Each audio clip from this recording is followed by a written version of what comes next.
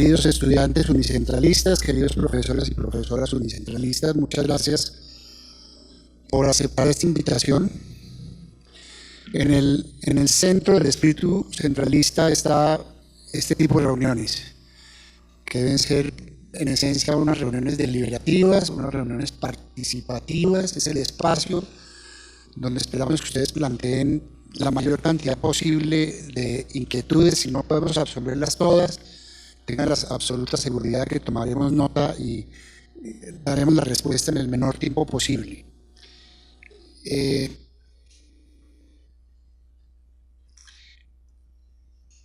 A finales del año pasado, tal vez el 14 de diciembre, hubo una reunión con un grupo de estudiantes en su momento muy preocupados con el tema del aumento de las matrículas. Ciertamente pues nadie quisiera que le aumentara nada, y sobre todo en esa proporción, pero ya entenderán ustedes que eso tiene sus explicaciones muy fuertes y muy poderosas. Y les confieso que yo quedé gratamente impresionado con el nivel de discusión, el nivel de preparación de los estudiantes, con las preguntas que nos hicieron, con la cantidad de información que han recabado para poder plantear las inquietudes que tenían sobre algunos temas muy particulares. Adolfo, sobre temas muy específicos y muy particulares de la universidad. Vuelvo y le reitero, me produjo una gratísima impresión el nivel de preparación de esos estudiantes. Eran unos 6 o 7 estudiantes, la mayoría, si mal no recuerdo, mujeres, que pusieron sobre la mesa temas álgidos y salimos realmente tranquilos y satisfechos de haber intentado dar las respuestas y haber intentado que fuesen convincentes. El propósito de esta reunión es básicamente aumentar ese público que tuvimos. Eso era el último día de clases, ni siquiera el último día de clases, el último día de actividad en la universidad, 14 de diciembre, y entendimos en su momento que la cantidad de gente que pudo ir era la que podía ir. No aspirábamos a que fueran muchos. Estuvimos presentes los directivos de la universidad y conversamos un par de horas sobre algunos de los temas que seguramente van a saltar hoy aquí. Y trataremos de abordar de la forma más sintética y más directa posible temas que son del interés de ustedes, porque están consignados en un correo que nos hicieron llegar. Yo no sé si fue un estudiante o un grupo de estudiantes, doctor Fabio, de los estudiantes casualmente y las estudiantes que estuvieron en la reunión del 14 de diciembre. Seguramente recogieron más inquietudes de las que llevaron ese día. Las voy a mencionar rápidamente y trataremos de abordarlas todas en un tiempo limitado para que esta no sea una reunión que se nos vuelva extensa y aburridora. La primera pregunta que hacen es de qué se trata la acreditación institucional.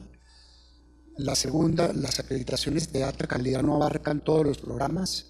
¿Qué está haciendo la universidad para adelantar este proceso?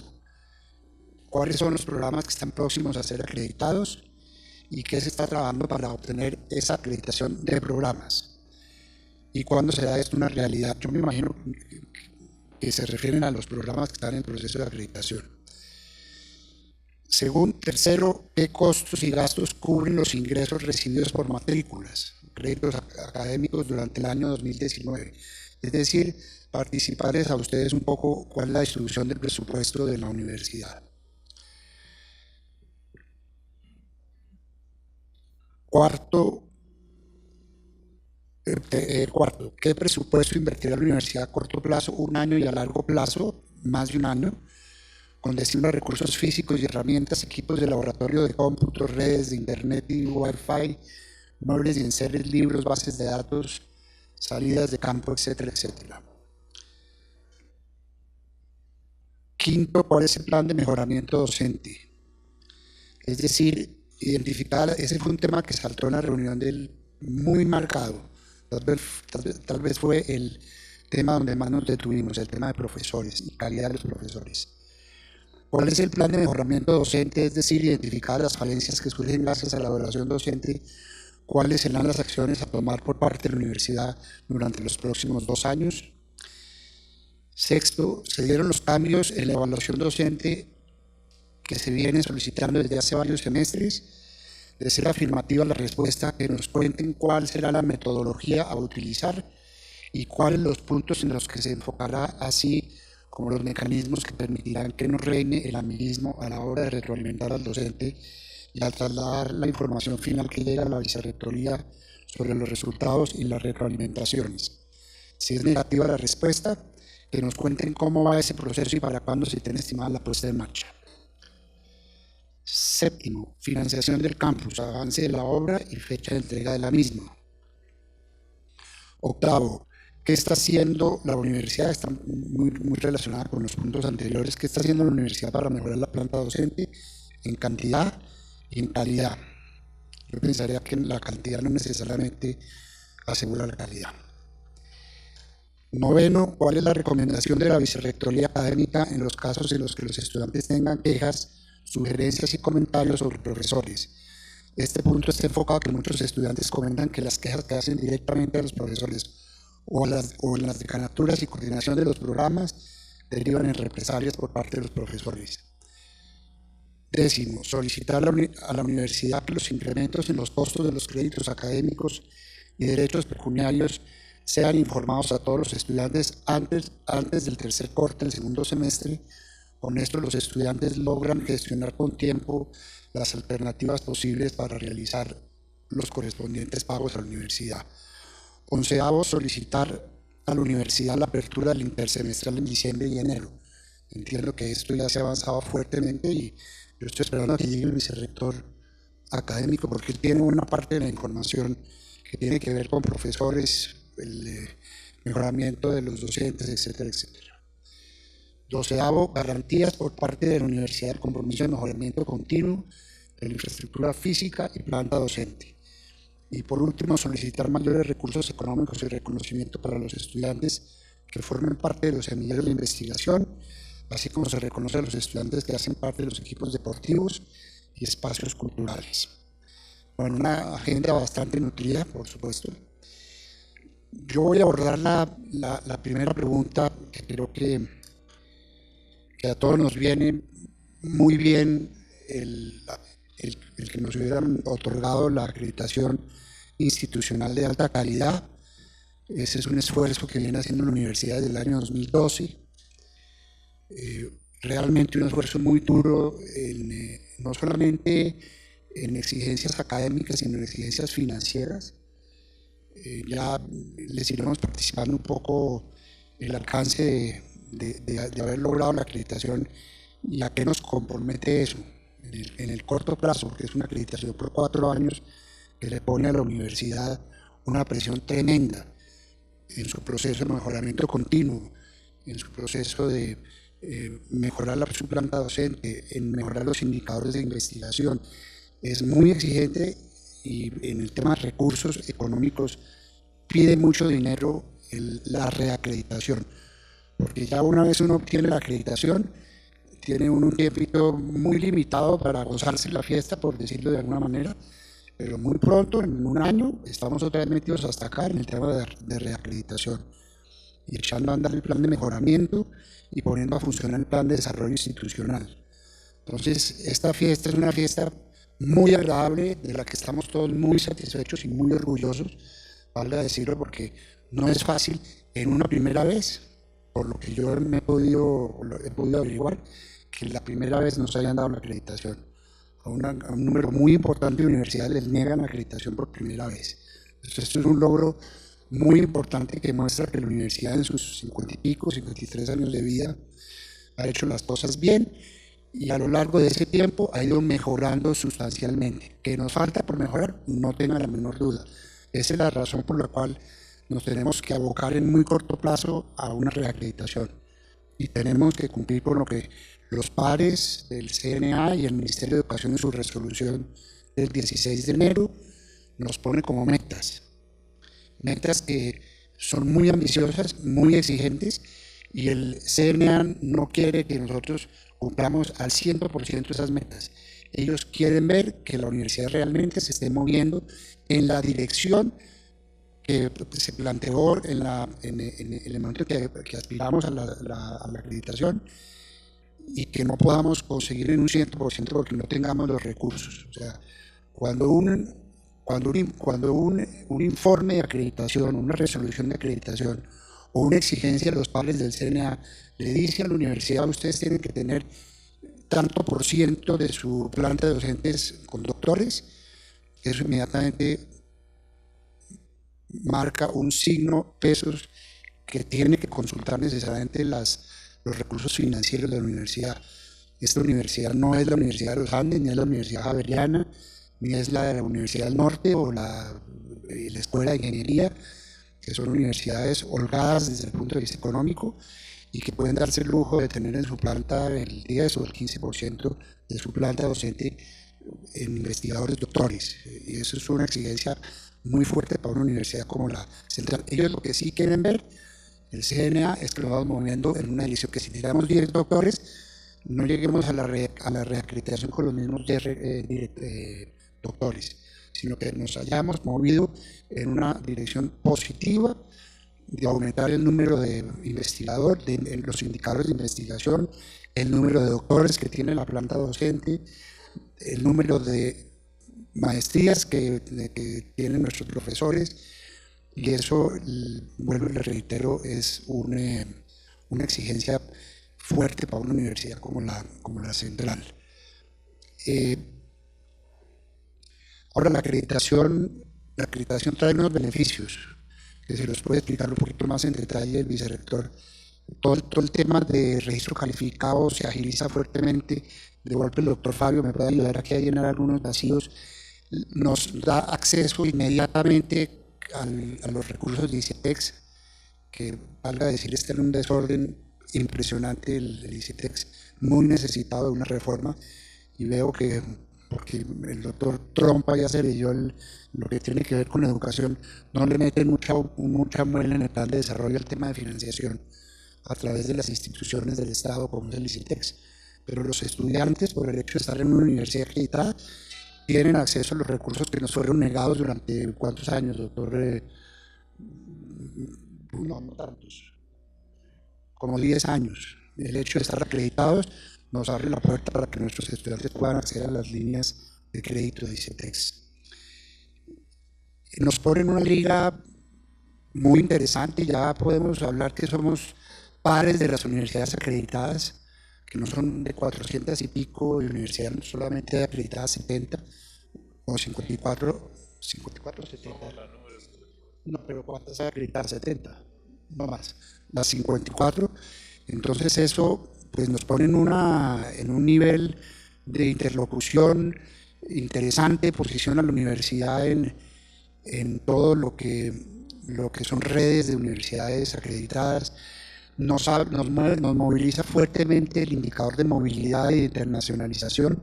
Muchas universidades del exterior, prestigiosas, que tienen muchos años de experiencia, le preguntan a la universidad, ¿ustedes están acreditados? ¿Tienen alguna certificación de calidad del Estado? Y si uno no la tiene, el discurso es completamente distinto. Entonces eso nos abre unas oportunidades, no porque nos vayan a llover del cielo, hay que buscarlas. Y eso es una responsabilidad que tienen nuestros docentes y nuestros investigadores, de aprovechar el hecho de que tenemos el sello de calidad para ampliar la red de investigadores con los que vamos a interactuar en la construcción de una mejor universidad y de un mejor nivel de investigación. ¿Qué más, doctor Fabio? ¿Qué otro beneficio así? Pero vuelvo y reitero, yo creo que brinquemos, aprovechemos que está el doctor Génico, si les parece, mientras llega el vicerrector académico, y les responde a la cuarta pregunta, que es cómo invertir la universidad a corto plazo y a largo plazo los recursos, los ingresos de la universidad por matrículas. Que valga decir, ese es un indicador muy frágil que tienen las finanzas de la universidad y que debemos mejorar considerablemente en todo lo que es interacción de la universidad con otras entidades y otras organizaciones, y es que nuestros ingresos dependen en un 95, 96, entre un 95 y un 97% de las matrículas. Otras universidades tienen el portafolio de ingresos mucho más diversificado, y ese es un esfuerzo que tenemos que hacer todos los que estamos aquí presentes por tratar de buscarle ingresos a la universidad que sean diferentes a las matrículas. Nosotros tenemos muy poquito en consultorías, nuestros ingresos no son lo suficientemente fuertes en extensión y en educación continua. Tenemos un portafolio de matrículas que no hemos logrado reanimar y ese es un reto que tenemos que enfrentar en el cortísimo plazo, porque ahí hay unas fuertes de ingresos muy importantes que no hemos sabido capitalizar y no hemos podido capitalizar. Entonces le voy a pasar la palabra al doctor Géneco para que les cuente un poquito. Y si hay preguntas, por favor, interrúmpanos, porque esto no se trata de que sea un diálogo en un solo sentido. Por favor. Muchas gracias. La verdad que me da mucho gusto estar frente a ustedes, los estudiantes y los profesores, que constituyen la vida de la universidad, y poder explicarles algunos de estos puntos que preguntaron de la manera más, quizás un poquito genérica, pero también podemos ir a algunos detalles en algún momento. Bien decía el rector que las matrículas son la fuente más importante de la universidad. Las matrículas, los ingresos por matrículas representan de los ingresos operacionales el 97%, pero las matrículas netas un poquito menos, porque tenemos entre becas y descuentos un 5.1%. Los ingresos por educación continua, la verdad que son muy poquitos en relación con lo otro, porque solamente representan el 1.2% de lo que son nuestros ingresos operacionales. Asesorías y consultorías 1.1%, y otros ingresos, que muchos de ellos son, estamos hablando de los operacionales, muchos de ellos son relacionados con los certificados, las opciones de grado, otras que no son directamente la matrícula, representan el 5.8%. Eso nos da un 7% de la matrícula. ¿Y en qué invertimos eso? Pues indudablemente en nuestros costos y gastos y en inversiones para el desarrollo académico fundamentalmente. Por supuesto que hay temas de mantenimiento y de sueldos de administrativos y de académicos administrativos que también están allí involucrados. Pero el tema profesoral sigue siendo también la principal inversión, porque la verdad que no deberemos decir gasto, aunque lo sea contablemente. De esa manera, lo que nosotros invertimos, queremos invertir y debemos invertir en el tema profesoral. En los gastos de personal en general representan el 71.9%. Los honorarios, que dentro de esos honorarios también hay algunos profesores, por lo menos en años anteriores, porque hoy todos son laborales, y los gastos generales de toda la universidad, que representan un 25.6%. Para unos resultados operacionales bastante pequeños en este momento, del 0.1%. En la nómina que representa, como vimos anteriormente, del 71, los docentes representan de ese 71 el 47.3%. Personal académico administrativo el 8.1% y el personal administrativo el 15.4%. Y otros gastos de personal que representan el 1%. Esos otros gastos de personal están constituidos por conceptos como capacitación, seguro de vida, dotaciones equivalentes al 1% de los ingresos operacionales. Los gastos generales, ¿qué son los gastos generales? Pues los servicios, y cuando hablamos de servicios hablamos de vigilancia, aseo, internet, servicios públicos, que representan un 7.3%, el mantenimiento de adecuaciones 3.1%, otros gastos generales de 2.3% y los demás impuestos, promoción, publicidad, que representan ya unos porcentajes menores. En el caso de promoción y publicidad es el 1.6% y en las suscripciones, periódicos, revistas, bases de datos, el 0.8%. En este año va a haber una inversión bastante mayor en temas de bases de datos porque hemos logrado estar en las mejores bases de datos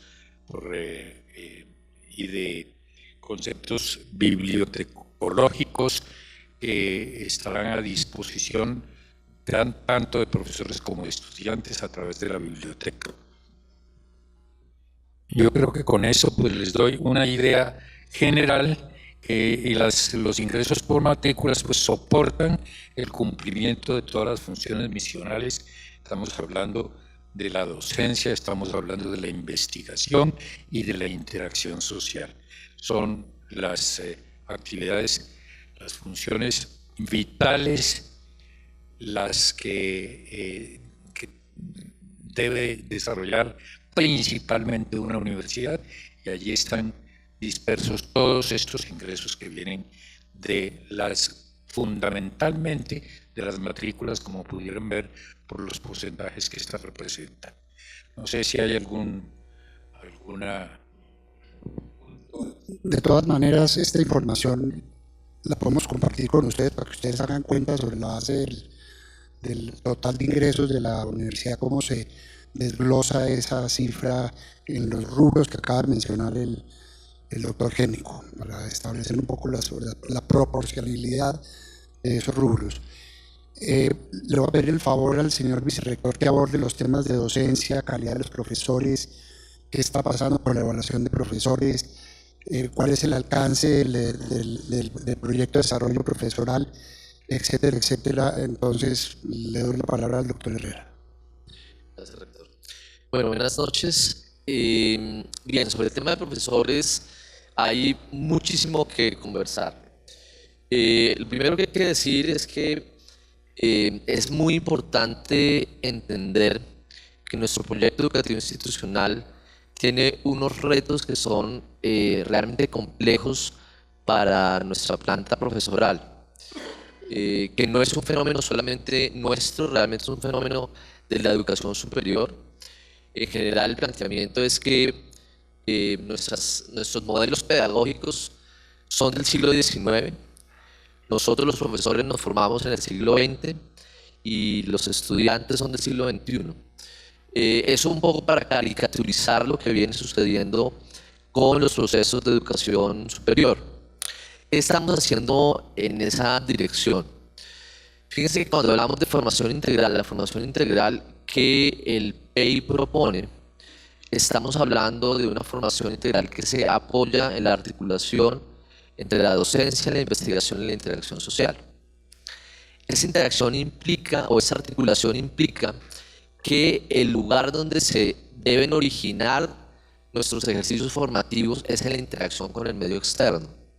Y desde esa interacción, conectar con los procesos de formación y los procesos de investigación. Desafortunadamente, la estructura de formación nuestra como profesores es diferente a esa estructura que obliga a pensar los problemas. Nosotros fuimos formados en una estructura donde aprendemos temas, donde aprendemos de una forma más parecida a lo que es cuando se lee un libro de texto, que hay unos capítulos y unas secciones que se van avanzando y se van abordando. Aprender o trabajar sobre problemas significa reconocer primero la interdisciplinariedad. Ese ejercicio es un ejercicio fundamental de la transformación en el ejercicio de la docencia. Ese trabajo lo estamos empezando a hacer. La Escuela de Pedagogía de la Universidad, que venía estando orientada fundamentalmente a los temas de aseguramiento de calidad, es decir, a responder al Ministerio de Educación cada vez que teníamos un registro calificado o un proceso de acreditación, está cambiando todo su trabajo para convertirse en una unidad de innovación educativa, que es lo que deberíamos tener hacia adelante.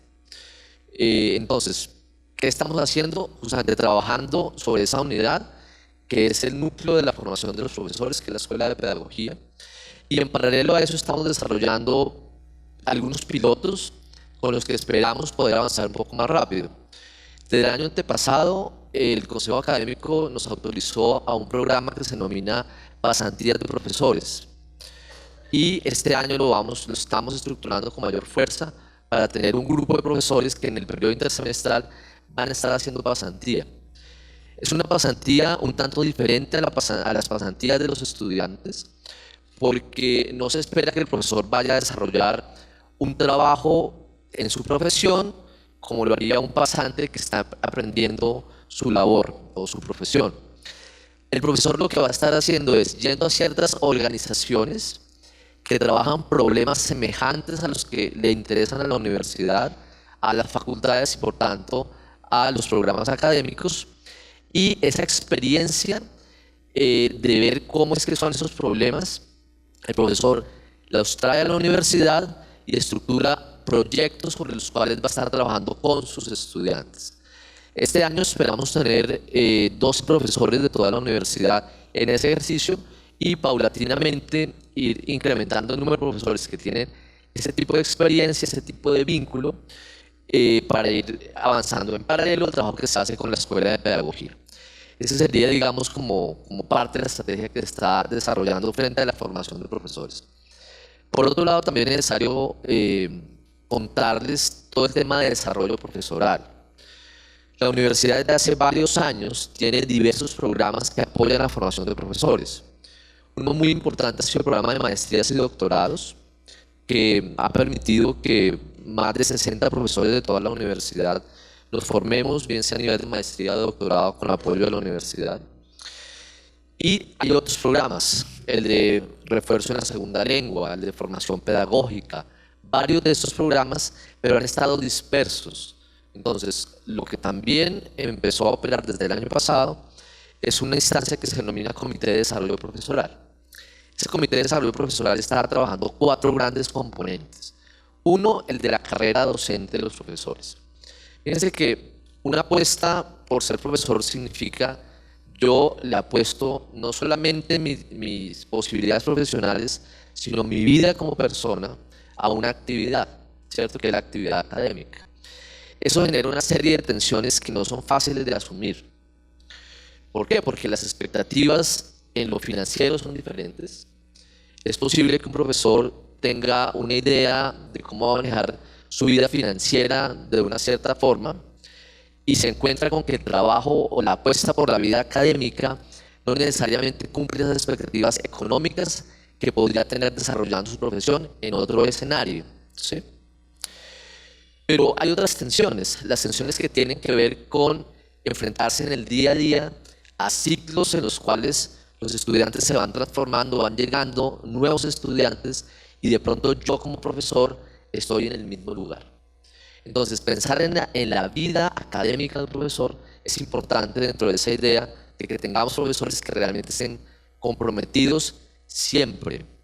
Porque una cosa es un profesor que lleva 2, 3 o 4 años siéndolo, y otra cosa es un profesor que lleva 20, 25 años, y la actitud debería ser la misma, con experiencias diferentes, con vivencias diferentes.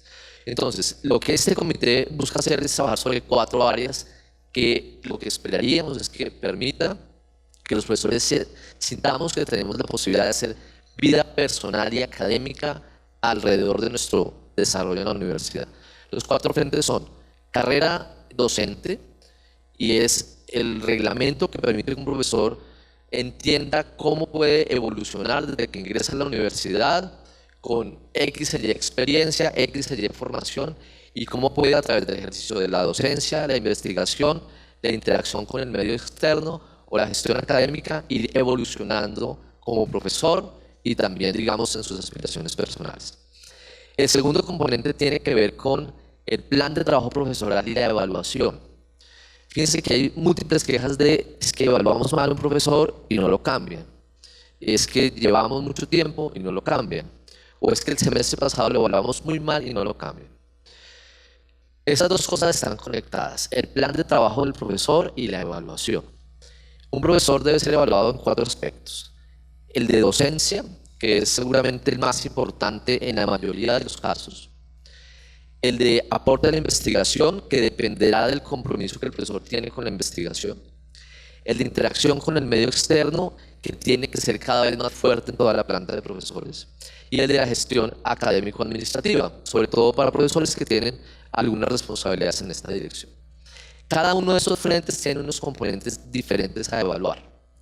Obviamente el de docencia es el que tiene mayor influencia en lo que los estudiantes opinan del desempeño del profesor.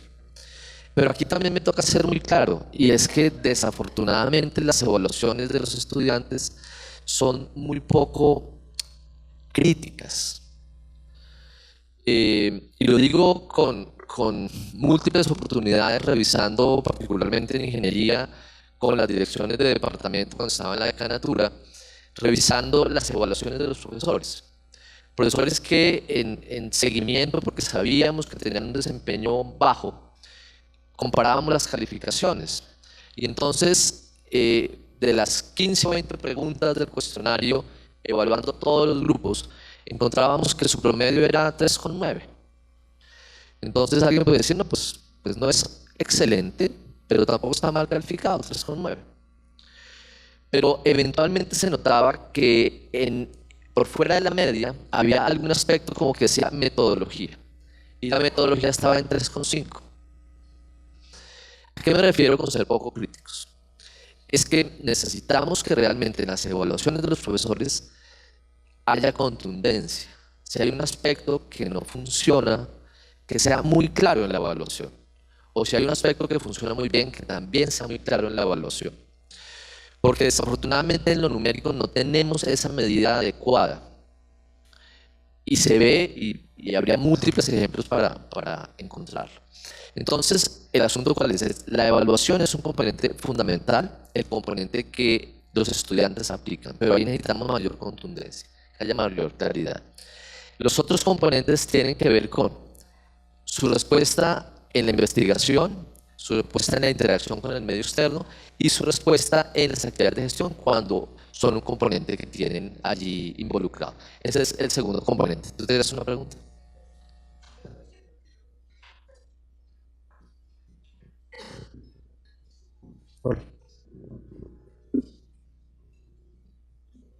Bueno, referente a la evaluación docente, yo quería saber, digamos, en el momento en que se evalúa un profesor, se supone que, bueno, nosotros realizamos la evaluación de manera virtual. Bueno, empezando porque creo que la evaluación es, digamos, como extensa y muchos estudiantes no se toman como el detenimiento para leer cada ítem. Sí, que ese es uno de los mayores problemas. Creo que en ese momento, para dar una opción más crítica acerca de un profesor, habría que plantear mejor las preguntas al momento de evaluar un profesor en el momento en que hay que realizarla. La otra es, digamos, en cuanto a la preparación de los docentes y la evaluación de ellos. ¿Cómo se evalúa el proceso, digamos, de integración de los medios tecnológicos para que deje de ser tan académico y tan, digamos, ambiguo el proceso en el que se están integrando los profesores a nosotros y a los nuevos estudiantes que ingresan? Sí. Bueno, sobre el segundo asunto, claro, una cosa es que esté incluido en el formulario, porque la pregunta está, digamos, el uso de las tecnologías por parte del profesor, pero claro, puede ser que el profesor sea muy bueno en ciertos aspectos, ¿verdad? Y no usa tecnologías, por ejemplo, ¿sí? Entonces, es un factor que no siempre es evaluado tan objetivamente. Tienes razón, el formulario tiene que evolucionar y es parte de las labores en las que estamos. Porque además el formulario combina aspectos que no deben estar combinados. Sin embargo, no hemos hecho, digamos así, reparcheo del formulario, porque eso nos parece aún peor. El formulario está en rediseño, digámoslo así, y una vez tengamos un nuevo formulario, pues se aplicará por completo un nuevo formulario, porque el formulario actual sí tiene deficiencias como las que señalas, hay combinación de asuntos. Sin embargo, a pesar de eso, el formulario tiene una parte que es muy importante. Son las observaciones de los estudiantes que pueden escribir. Esas resultan siendo más valiosas para el director de la unidad cuando hace su revisión. Porque puede que el profesor, y ahí es ahí donde encontramos los ejemplos que les digo, sí, tiene 3,9 en promedio, y una cosa por allá un poquito más bajita, y no muy bajita comparada con el promedio, que muestra alguna señal. Pero en la observación normalmente aparece un comentario que dice, el profesor no sabe utilizar tales o cuales herramientas, su metodología es no sé cómo. Esas observaciones son muy valiosas. Y ahí pues está la invitación también. No se conformen solamente con poner numéricamente el valor, sino también escribir algunas observaciones. El formulario realmente no es extenso, ¿sí? El asunto es que la gente se tome el tiempo para hacerlo con calma. El año pasado tomamos una medida, porque también teníamos un inconveniente. Registro ponía a disposición de los estudiantes la evaluación de profesores un poco antes de poder ver las calificaciones, ¿verdad? O al momento de ver las calificaciones finales, pero los resultados parciales de la evaluación, los profesores estaban teniendo acceso a ver la calificación, obviamente no por estudiante, sino promedio por el grupo. El año pasado tomamos una medida que no gustó a algunos profesores, y es que la calificación del grupo no se les dejó ver a los profesores hasta que no terminó el semestre. Porque también ahí tenemos una dinámica que no es adecuada, y lo digo así de claro, es en algunos casos hay una comercialización de la evaluación. ¿En qué sentido?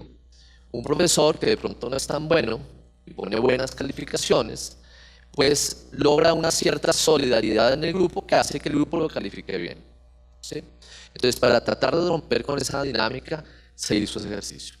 Termino rápidamente con otros dos componentes del desarrollo para que sigan con las preguntas. El otro componente importante del plan del desarrollo profesoral, entonces hablamos del reglamento docente, el tema de plan de trabajo y evaluación. El siguiente componente tiene que ver con los incentivos a los profesores. Ahí también hay un asunto importante en el que la universidad ha estado trabajando fuertemente, y es que es necesario reconocer a los profesores cierto tipo de trabajos destacados que se hacen. En general las universidades los tienen, las universidades públicas los tienen con mucha fuerza y son en muchos casos difíciles de administrar por las mismas universidades.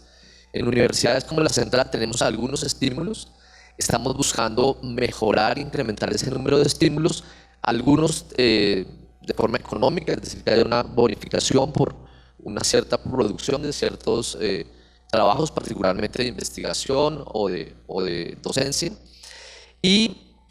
pero otros estímulos que responden, por ejemplo, a tener periodos en los cuales el profesor puede ir a desarrollar actividades diferentes a la docencia en otros escenarios como el de pasantías que les he comentado. Bueno, esos son los aspectos como generales alrededor de desarrollo profesoral. Creo que por aquí había una pregunta y ahí hay otra. Gracias.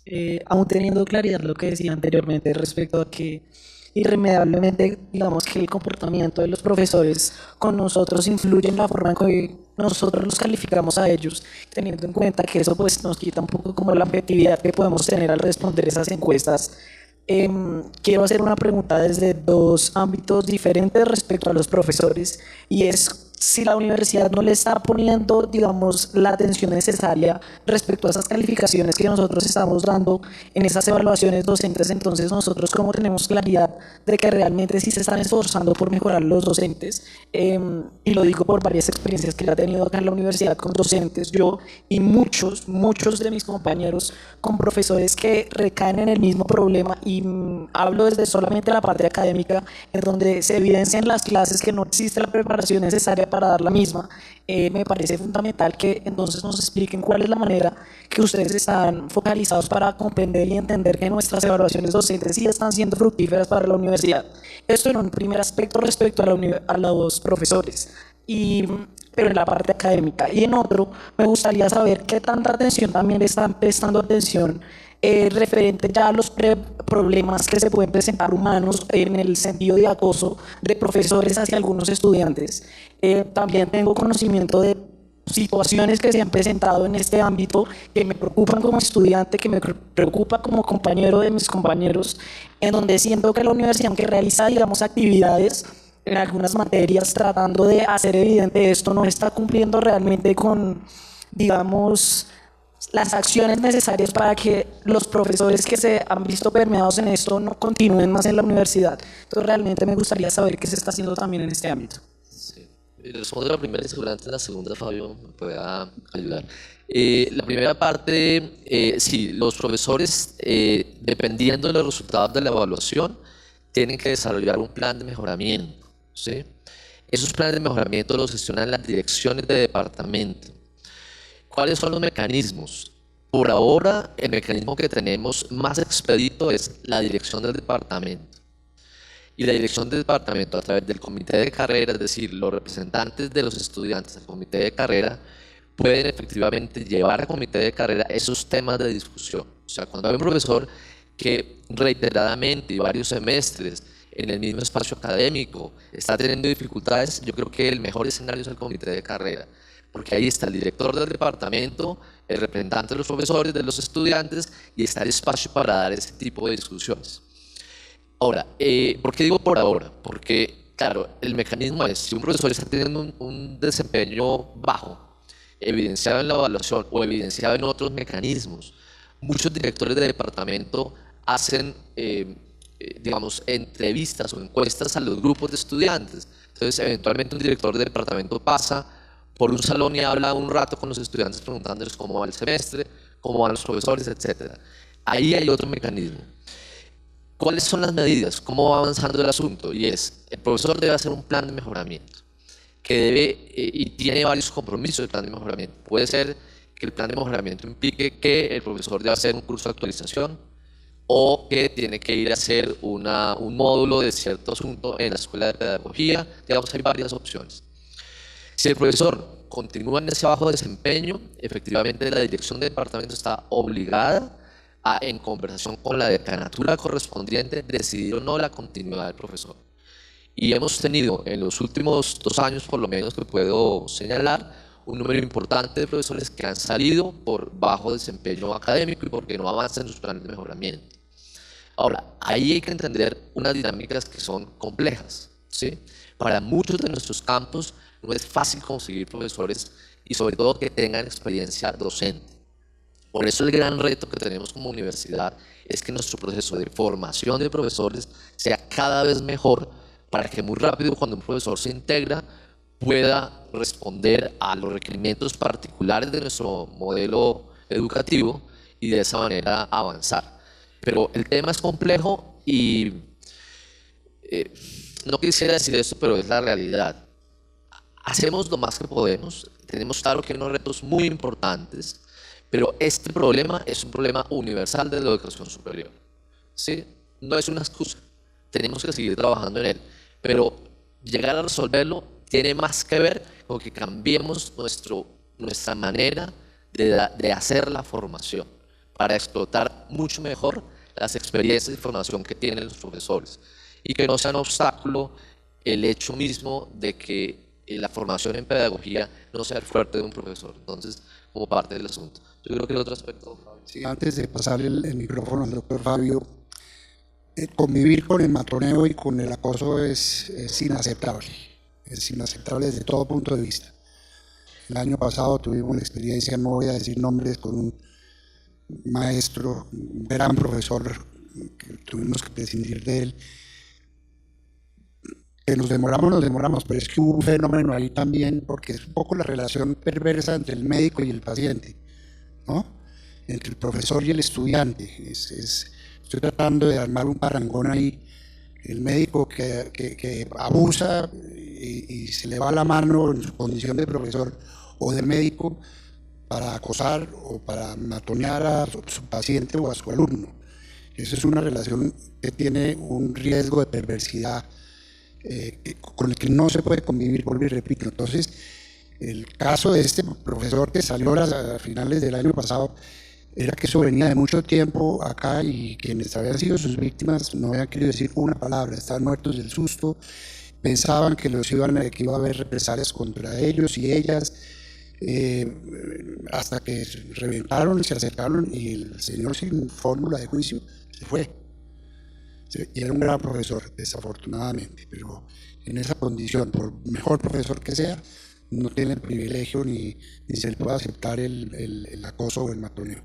Entonces, en eso yo los quiero invitar a que ustedes sean en eso muy, como dijo el vicerrector, contundentes.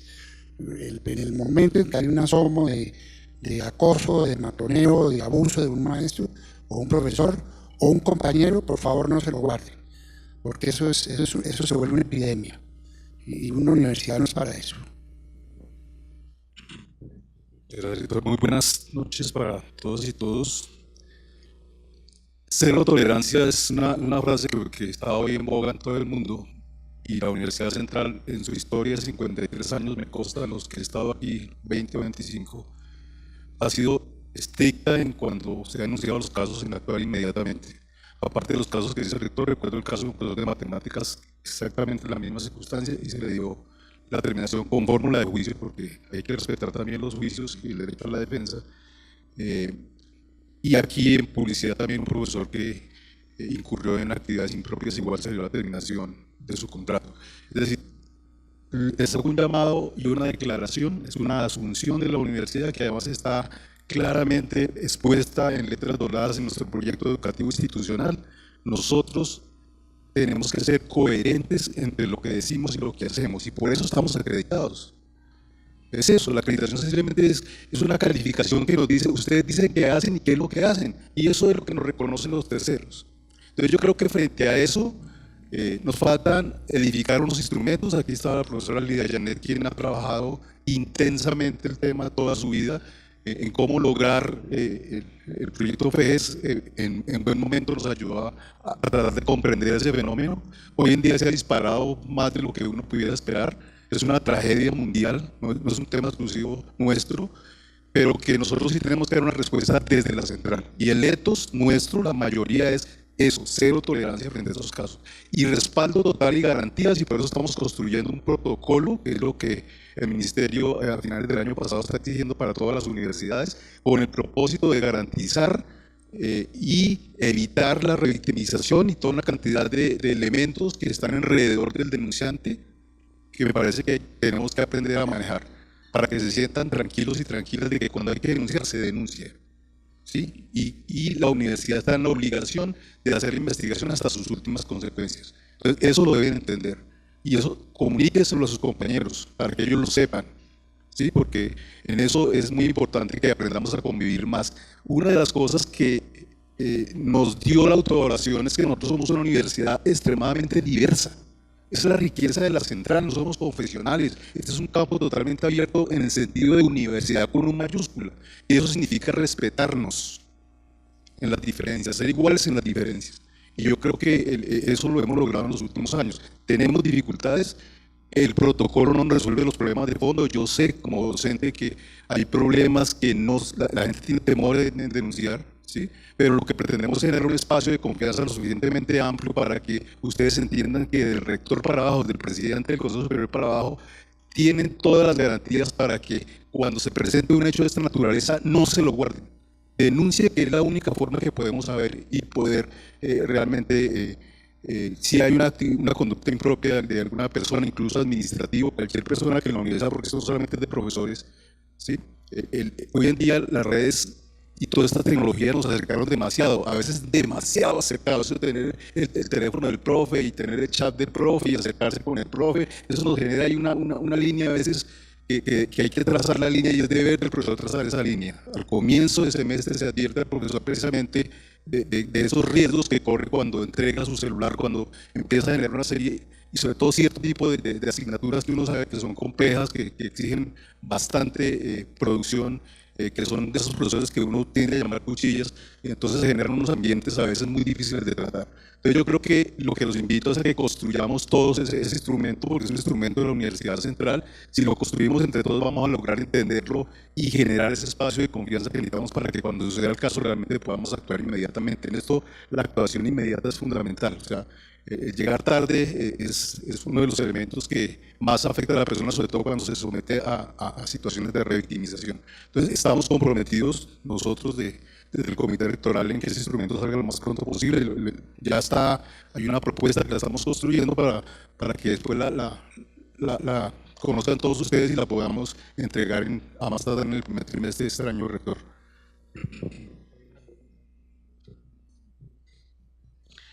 Bueno, buenas tardes. Yo soy Ana María Montoya, soy de Comunicación Social, representante de estudiantes. Quiero hacer varias anotaciones porque ya me tengo que ir para clase, pero lo primero es que estoy de acuerdo con ustedes en el tema de cómo se hacen las evaluaciones docentes. A los compañeros que no me conocen, evidentemente nosotros en el comité de carrera revisamos todas las evaluaciones de docentes una por una, y yo me he encargado de que las personas que me llegan y me dicen, oye, este profesor no funciona, comunicárselo a Marta y a Leonard para que se hagan procesos efectivos. Hay una cosa que me preocupa mucho y que ya con la intervención del doctor Trompa queda un poco clara, y es que en comunicación sí nos ha pasado mucho el tema de acosos a estudiantes, sobre todo acosos a estudiantes mujeres. Siento que, no sé si es a la universidad o en lo que mencionaban del comité de educación de apoyo a los profesores, nos falta algún enfoque de género, enseñar a los profesores hasta dónde va esa línea que ustedes dicen que puede ser a veces muy invisible, de cómo trato yo a un o a una estudiante. Cómo afecta que yo a una estudiante le diga flaquita, gordita, o le diga algo como está vestida, porque ha pasado. Y en ese caso específicamente también me preocupa que nosotros a veces nos quejamos, ha pasado en comunicación y tampoco voy a dar nombres, sacan al profesor y mágicamente el otro semestre otro departamento lo tiene contratado. Entonces, ¿qué pasa? Siento que la universidad tiene que evaluar esos procesos de que por qué sale un profesor y por qué no hay que contratarlo más, y más cuando son temas de acoso o donde los estudiantes se quejan por temas como estos que son tan graves. Otra cosa que me parece importante es que la universidad necesita fomentar la lectura para las mujeres, la lectura de mujeres en los salones de clase. Eso no se evalúa en la evaluación docente. En la evaluación docente nos preguntan que si nos ponen a leer bibliografía en inglés. Yo siento que a mí, yo ya voy terminando, hoy en día digo, ¿por qué no me pusieron a leer más mujeres? Porque siempre casi una misma perspectiva. Y siento que los profesores tienen que estar más volcados a eso, hacia el tema de género, de educación en género, para brindarnos una mejor educación a nosotros y una mejor formación. Por último, quiero hacerles, yo no sé si un llamado de atención o pedirles ayuda, porque creo que como estudiantes y como profesores el tema de lo que está pasando al frente de esta sede de la universidad ya se salió de control.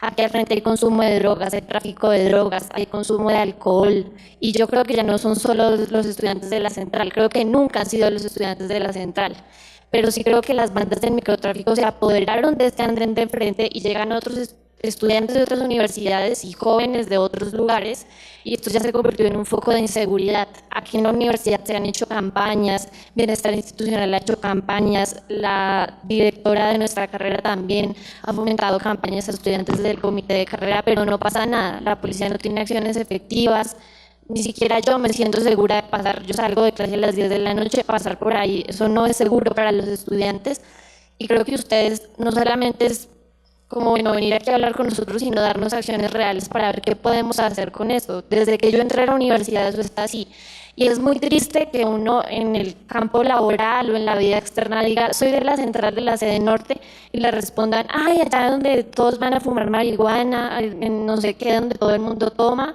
pues porque es que la imagen de la universidad de nosotros como estudiantes y de los egresados queda por el piso. Entonces tenemos más que planes y ver cómo hacemos son acciones reales y contundentes contra ese problema.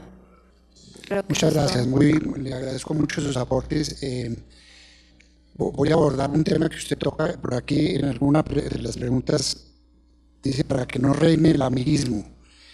Yo creo que el tema de acoso y el tema de matroneo, sobre todo cuando son profesores, genera un clima de solidaridad, de defensa de cuerpo, que es lo que les permite al profesor pasar del programa de comunicación social al programa otro. Y eso se maneja con excesiva reserva, se maneja con un perfil muy bajito, y entonces no circula entre los distintos. Tenemos que pensar en cómo hacemos que circule la razón por la cual sale un profesor, con el mayor respeto posible, pero para que estén advertidos los directores de programa en las distintas instancias de la universidad, que ese es un profesor que no debe estar nunca más en la universidad. Ese es un sistema que tenemos, en el que tenemos que trabajar, doctor Fabio, usted que ahora que va a ser parte del comité de convivencia, tenemos que conseguir montar un sistema de alarmas para que la gente sepa que un profesor sale de aquí, pero no puede terminar allá. Ni tampoco en una universidad. Yo recuerdo algún caso aquí en la universidad donde yo dije, ese profesor, ¿por qué está en la Universidad Javeriana? No entiendo. ¿Por qué está ese es un sistema que tampoco existe entre las unidades? Hay una solidaridad de cuerpo ahí muy mal entendida, que es lo que permite el movimiento de un profesor, un acosador de esta universidad a aquella universidad. Eso tiene que ser también un trabajo interinstitucional con otras universidades, porque se mueven como peces en el agua. Salen de acá y terminan allá, y los botan de allá y terminan acá. Eso por un lado. Por el otro, estoy totalmente de acuerdo. Yo ya no tengo más fórmulas para tratar de atacar el tema de enfrente. Les hago una confesión. Comenzando el gobierno de Duque, que arrancó el Ministerio de Justicia con esa campaña de que iban a meter presos por el consumo y por la dosis personal y por esa cosa, yo personalmente llamé al ministro de Defensa y le dije, ministro, y que cogieron un poco de gente de la Universidad Javeriana. ¿Se acuerdan ustedes? Yo dije, vamos a tratar de que eso ocurra en la central, y se lleven un poco de tipos o de tipas y se las lleven encadenadas no sé para dónde. Lo llamé, me dijo, sí, me llamaron 3 generales, 2 coroneles, un patrullero, 6 tenientes, 4 mayores. No pasó nada. Yo lo que creo, ojalá no lo repitan, pero yo creo que los agentes del orden hacen parte de ese. No tengan la menor duda que aquí abajo, yo los he visto en una bodega que hay acá abajo, entran y salen con una tranquilidad. Yo no sé si es que deriva sustento de eso. Yo ya no sé qué hacer. O sea, lo que es, no sé. Inclusive hemos tratado en la universidad de ver si ponemos el ingenio en la universidad, ponemos el ingenio de publicidad. Ataquemos ese problema. Nuestro proceso de formación de estudiantes y profesores no es aprender y enseñar en el sitio cómo resolvemos un problema. Tenemos el problema a 5 metros de acá. Y yo sí creo que la universidad tiene la obligación de pensar en cómo solucionamos eso, porque yo no estoy muy convencido que eso es un tema de policía. Evidentemente no lo es, porque no pudieron solucionar el problema. Tenemos que ser mucho más ingeniosos y ver desde la perspectiva de la comunicación y de la ingeniería y de la publicidad y de arte dramático, qué sé yo, poner el servicio del conocimiento inmenso que tiene una universidad para resolver un problema social. Que lo tenemos en el análisis de la universidad. A mí me da vergüenza con los papás que a veces le dicen a uno, se les salió de las manos a ustedes eso de su universidad, ¿no? ¿Y qué dice uno? No hemos podido con ese problema. Le agradezco su comentario, pero no, lo tenemos en el radar, eso lo tenemos que resolver. Tenemos que ayudar a la perseverancia, ¿o no, Chapa? Como tenemos que ayudar a la perseverancia, a desestigmatizar ese barrio de Bogotá. No sé si alguien quiere agregar algo o una pregunta. Buenas tardes. Mi nombre es Fernando Bomba, yo soy docente de publicidad. Yo quería hacer como, no sé, un aporte a la parte de la evaluación docente. Yo creo que la evaluación docente se puede analizar y se puede mejorar para tomar mejores decisiones. ¿Qué está pasando en este momento? Por lo menos en publicidad hicimos un ejercicio y existe la correlación entre la calificación alta de la materia del estudiante con la calificación alta del docente. Pero también se encontró docentes que tienen una calificación muy buena y la calificación no es tan alta del promedio de los estudiantes, ¿sí? Entonces, ¿qué se debería hacer? Nosotros hicimos que en un tema de borrador nos pareció muy interesante y nos está dando resultados que relacionamos en un mismo informe con análisis multivariados la parte de la calificación que le hacen los estudiantes, más la nota de los estudiantes, la calificación de los estudiantes, más las fallas, ¿sí? Las fallas es un tema muy importante que muchos profesores no reportan. Y hay asignaturas, por lo menos la que yo doy, que está correlacionada la asistencia con la nota. O sea, si no asisten, automáticamente esa nota va a ser deficiente por el tipo de contenido que tiene la asignatura. Entonces, si se sigue leyendo la evaluación docente aparte como evaluación, pues no se van a tener estos hallazgos, ¿sí?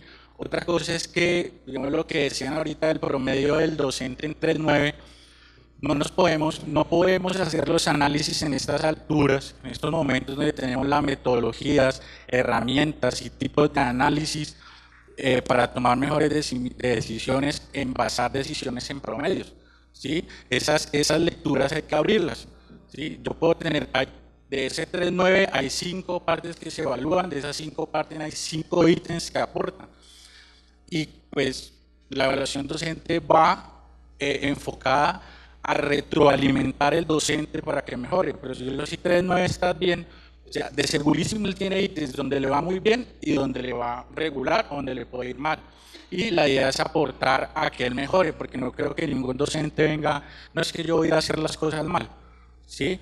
Entonces esa evaluación debe abrirse, ¿sí?, para analizarse por cada uno de los ítems y debe estar relacionada con las notas y las fallas de los estudiantes, y asimismo hacer la retroalimentación a cada docente, pero yo creo que una retroalimentación mucho más a conciencia, porque es que hay unas cosas que ya los estudiantes están exigiendo, ¿sí? Por lo menos encontró que el simple hecho de la puntualidad del docente y el primer día ser totalmente claro, ¿sí?, con lo que va a dar, sus materias, sus notas, su contenido, todo lo que va a dar en el semestre, eso hace que mejore la percepción de la asignatura y el docente. Entonces son cosas que se pueden tomar para ir mejorando, pero pues buscar hacer tipos de análisis que sean más profundos para poder retroalimentar mejor. Listo, gracias. Muchas gracias, profesor. Yo creo que es muy valioso los aportes. Lo buscaremos, profesor, para que nos enriquezca la discusión sobre evaluación de docentes. No sé si de los puntos que yo les leí hay alguno en particular que les interese, por ejemplo, la entrega del edificio del centro, cuándo va a ser eso, qué uso se le va a dar a ese edificio. No sé si les interese eso o les interese también todo lo que vamos a hacer en el tema de mejoramiento en los próximos. Esto está formulado, lo que les decía, la fiesta es muy cortica. En menos de 2 años tenemos que tener señales clarísimas de que estamos mejorando en los frentes en los que nos señalaron los pares y el Ministerio de Educación que tenemos que mejorar. No sé cuál tema les interesa, o si hay alguna pregunta que no esté por aquí metida, por favor, profesor.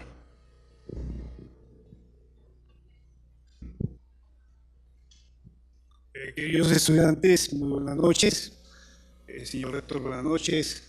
Doctor Herrera, doctor Génico, doctor Trompa, señores decanos. Yo he sido profesor de la universidad por 35 años, empecé cuando tenía como 10, en varias facultades, y he podido observar los fabulosos y bienvenidos cambios progresivos de la universidad. Sin duda la certificación es algo que para quienes hemos estado tanto tiempo y para los que hemos podido ver las diferentes etapas de la universidad es muy gratificante. Felicitaciones, muchísimas gracias a todos los que han trabajado en ello, porque sin duda es un trabajo de equipo y muy meritorio. Además también la universidad merecedora de ello. La universidad por muchos años ha trabajado en ese camino, tal vez desarticulada en algunas cosas, tal vez necesitando hacer más trabajo integral entre las facultades, pero creo que se ha sido un gran esfuerzo y se puede notar y se puede disfrutar, porque es producto de ello. Básicamente mi deseo de intervenir y de participar en ese café, del cual tenía ganas de participar hacía años, recién llegó usted y comenzó con los cafés, señor rector, es el poder hoy aportar conciencia y con conciencia mejor y con experiencias vividas en otras universidades, algunas cosas que la universidad debiera comenzar a hacer para favorecer su condición investigativa y esa integralidad que exige la certificación. Y tiene que ver con el emprendimiento. La universidad tiene que lograr destacarse por hacer spin-off, por hacer empresas capaces de transformar e impactar el sistema. Yo me admiro porque los estudiantes de la universidad, y yo soy empresario y fui presidente de ACOPI también, y puedo ver cómo los estudiantes son muy bien recibidos en las organizaciones, en la mayoría de las empresas. Los estudiantes de la Universidad Central tienen un fabuloso desempeño en agencias de publicidad, en multinacionales, en empresas pequeñas, en empresas grandes. Y creo que un poco han olvidado hacer empresa. Bueno, es una realidad del país. Hacer empresa no es tan fácil y está revestido de una serie de obstáculos que desde aquí podemos superar. La universidad cuenta con las facultades, cuenta con las instituciones, cuenta con los profesores para realmente trascender, y no lo ha hecho como podría hacerlo. Con la certificación podemos lograr dobles titulaciones. Ayer hablaba con la embajadora de Francia, la doctora Vivian, y ella está en disposición de ayudar. Y creo que debemos hacerlo, la universidad lo necesita intercambio cultural, necesita que sus estudiantes vayan a otros países y conozcan otros ámbitos que les impulsa a soñar en grande, porque creo que nos acostumbramos a soñar en pequeño. Creo que una cátedra de emprendimiento transversal que integre todos los programas es necesario. Creo que se hacen muchos esfuerzos en las distintas facultades, pero no se integran. Y no hay un impacto por eso, porque no se integra realmente ese esfuerzo. Y con gusto me gustaría participar de esos programas. He sido estudiante, profesor de la universidad, mis hijos son graduados de esta universidad y lo digo con orgullo, porque pudiendo estudiar en otra parte, considero y creo de manera consistente que esta es una gran universidad. Esta es una universidad con todos los elementos para hacer grandes cosas en nuestro país. Y creo que si logramos integrarla y unir todas las fuerzas, vamos a conseguir recursos que no tenemos en consultoría, en crecimiento empresarial, en impacto empresarial y sobre todo en el desarrollo de los estudiantes que pues tienen suficiencia también para hacerlo. Esa era la intervención que quería hacer. Felicitar a los estudiantes porque hacen parte de esta universidad y disponer toda mi capacidad con muchísimo gusto para poder desarrollar esas inquietudes. Muchas gracias, profesor. Yo le comentaba al profesor que el decano Eric tiene un credo y una bandera que no ha dejado de batirla desde que entró a la universidad, que es la idea de montar en la universidad un centro de emprendimiento. A mí me gustaría que el profesor Eric le contara a los estudiantes y a los profesores qué es lo que tiene en mente en lo que tiene que ver con el emprendimiento y qué opina de esa transversalidad a la que se refiere el profesor. Claro que sí, rector. Bueno, buenas noches para todos. Digamos que el tema de emprendimiento lo podemos abordar desde diferentes puntos de vista. Primero, empiezo con lo puntual frente a la cátedra de emprendimiento.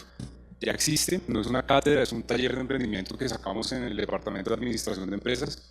Es el jueves a las 10 de la mañana en el pasaje Ley. No me acuerdo muy bien cuál es el salón, pero con gusto se los comunicamos. Es para todas las facultades, como una electiva. Inclusive, nosotros permitimos también que vengan personas de otras universidades que quieren hacer emprendimientos con estudiantes nuestros o simplemente que quieran aprender de un tema, porque en la esencia del emprendimiento está el tema del networking y de hacer algo al respecto con personas que uno no conoce. Entonces, eso es como puntualmente algo que ya existe. Lo intentamos hacer el semestre pasado, pero hubo un tema logístico que no lo permitió porque no se inscribieron suficientes estudiantes. Esta vez ya se inscribieron 10, entonces ya la idea es que también tengamos diferentes personas, conferencistas, personas que no tanto van por la teoría, sino los que hemos vivido lo que es emprender en este país, que es realmente toda una odisea, pero que vale la pena. Frente al tema más estructural, digamos que se aborda desde dos perspectivas. Una cosa que hemos hablado frente al edificio nuevo es que el edificio nuevo va a tener un espacio. Obviamente no podemos pensar que va a ser un espacio absolutamente gigantesco, casi como una cancha de fútbol, pero es suficiente con un espacio pequeño en donde generemos talleres de ideación. Estos talleres de ideación están fundamentados en temas de creatividad, tal como lo hace Google, como lo hace IBM, como lo hace Apple, en donde las personas se relajan, van descalzos, tienen como una especie de doyang de taekwondo, tienen tableros y son guiados y liderados por personas específicamente para ese taller. Por ejemplo, un tema de design thinking que maneja muy bien la Facultad de Ingeniería a través del CIFI se va a hacer ahí en ese espacio y nosotros queremos que haya una identidad permanente desde lo que se ha llamado clásicamente Central Emprendedora Central Startup. Es cuestión de definir bien el nombre. Pero entonces va a haber un componente físico desde el edificio nuevo y va a haber un componente abstracto también desde lo que hacemos en ese taller de emprendedores y en otras cosas que les voy a mencionar. Una de esas es que estamos en conversaciones con la Tadeo y con la EAN para hacer una feria al final del año, una feria de emprendimiento, espíritu emprendedor, tal y como las hace el CESA, en donde haya unos premios. De hecho, eso ya está reservado para los premios para los emprendedores, pero no solamente unos premios, sino que realmente haya una feria en donde se interactúe. Algo, obviamente no del nivel de la Feria Euro o EVA, en donde ya pues hay muchísimos emprendimientos que ya son más como empresas grandes, pero sí en donde se pueda interactuar también con diferentes sponsors. Hace poco estuvimos con la Embajada de Israel también pensando en que nos apoyen ese tipo de iniciativas, trayendo material y trayendo también, sobre todo, recursos. Entonces la idea es que se genere en la universidad un espacio, como un espacio no solo de coworking, sino un espacio de networking para emprendedores, y va a existir una red de mentores. Por ejemplo, en ese caso particular ya tenemos la lista. Yo soy mentor de 2 emprendimientos, todavía no los hemos asignado porque depende también de los sectores, de la experiencia que tengamos cada uno de nosotros. Hay emprendedores de la central también que ya se han graduado y que hoy en día son independientes y que van a ser los mentores de nuestros emprendedores más jóvenes. Ahí invito al profe también, si ha estado con toda esta experiencia de ACOPI, que haga parte de esta iniciativa. Otras de las cosas que queremos hacer es fortalecer el mismo ecosistema acá adentro a través de herramientas. Entonces, la idea es volcar toda la experiencia del consultorio contable, consultorio jurídico, a lo que se hace en el emprendimiento. Es decir, si uno tiene alguna duda sobre cómo hacer un contrato, cómo asociarse, porque ustedes saben que existen muchos tramitadores que a los emprendedores les cobran 2 o 3 millones de pesos solamente por sacar los estatutos de una SAS, cosa que uno puede aprenderla fácilmente, simplemente se lo revisa a una persona que sepa un poquito más y no le cuesta absolutamente nada, porque hoy en día por el decreto 639 los menores de 35 años no pagan. Entonces ese tipo de cosas no se saben, ¿sí? Entonces uno va, saca la mala experiencia como emprendedor y luego aprende a las malas y perdió parte del capital inicial. Entonces realmente hay diferentes cosas que estamos haciendo, pero lo más importante de todo es que lo estamos haciendo de manera coherente finalmente. No es que, por ejemplo, el CIFI haga una cosa, la facultad haga otra, este emprendedor haga tal cosa, porque lo que queremos es acabar esa atomización del tema del emprendimiento. Es que finalmente haya una coherencia, y eso ya lo iniciamos como una de las plataformas que es el taller de emprendimiento. Así a ustedes no les interesa el emprendimiento o de pronto no sepan todavía que les interesa el emprendimiento. Yo a su edad, por ejemplo, pues ya había empezado a emprender cosas, pero realmente no lo tenía estructurado en la cabeza. Entonces, importante que vayan y simplemente observen, a ver qué tal es. O sea, emprender suena muy chévere. Uno dice, soy emprendedor, suena genial, ¿verdad? Pero cuando uno es emprendedor realmente, se van a dar cuenta que eso es muy duro y que los réditos de eso vienen después, cuando ya han hecho su primera venta, su primer cliente, o cuando su primer cliente lo pierden por un error, ¿sí?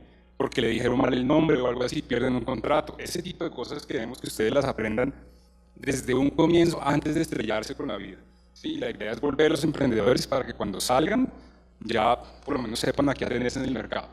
Entonces, no sé si con eso les doy como una idea. Sí, yo creo que es lo suficientemente atractivo como para interesar a los estudiantes en que a lo mejor tenemos 2 alternativas, Eric.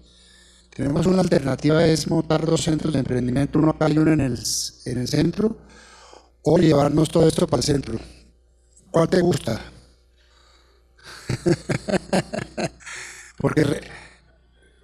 porque realmente no vayan a pensar que estoy diciendo locuras. Yo sí sueño, será un sueño de 20, 30 años, pero yo sí sueño que después de que ustedes vean una muy cortica presentación del edificio nuevo, la universidad se tome el centro de Bogotá. La universidad es dueña de 5 manzanas en el centro.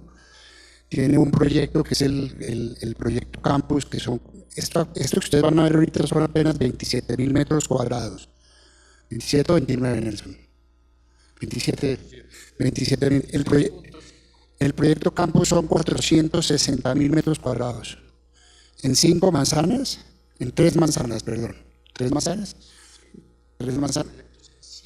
Es en 5 manzanas, pero yo no sé si aquí van a alcanzar a ver ustedes un poquito de lo que hemos soñado, que puede ser Universidad Central, valga la redundancia, en el centro de Bogotá. Imagínense ustedes que para esa época la ciudad estará invadida de ciclovías. Ojalá la ciudad tenga un muy buen transporte público por la carrera 7ª. Ojalá. Nuestros políticos prometen mucho y hacen muy poquito. que tengamos un sistema de Transmilenio, una red lo suficientemente compleja y sofisticada para que la gente se pueda mover por la ciudad en transporte público. Imagínense ustedes la Universidad Central en el centro de la ciudad, que es una maravilla. Realmente yo paso muy contento y me fascina el centro de Bogotá por todo lo que conlleva desplazarse por las calles del centro, estar cerca de la Candelaria, tener la oferta cultural de los teatros ahí a la mano, tener 32 universidades en el centro histórico ampliado de la ciudad. Esa no es una locura, créanme que no es una locura, y yo creo que para allá vamos. Entonces, permítame, y vamos a procurar en lo posible, y vamos a hacer todo lo que sea necesario para que la mayor cantidad de gente que está aquí en el norte circule por las aulas que va a haber disponibles en el edificio nuevo en el centro de la ciudad. Entonces, los invito a que vean este videito que es muy cortico.